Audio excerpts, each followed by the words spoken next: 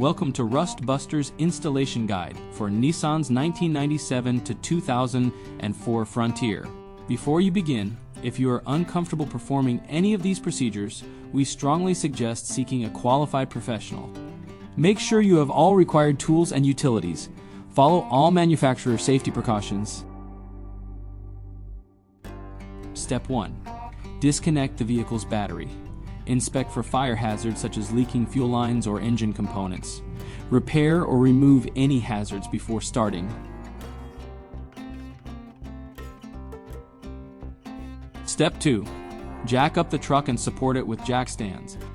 Unbolt the fuel filter bracket, remove the fuel filter and clear any fuel lines in the area. Remove the brake lines and brake line bracketry.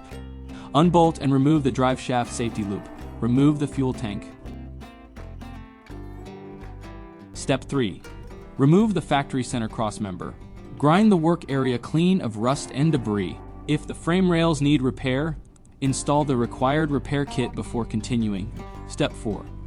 Slide the frame support brackets into place inside the frame rails where the factory part was installed. Place the drive shaft safety loop through the correct loop in the crossmember.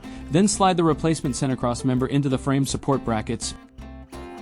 Following proper welding procedure, tack weld the crossmember in place.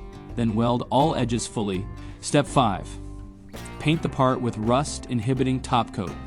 We recommend our Rust Buster Rust Converter and Primer Spray Paint. Reinstall the brake line bracket and fuel filter bracket using the included hardware. The M6 hardware is for the fuel filter bracket on the forward side of the crossmember and uses a 10mm socket.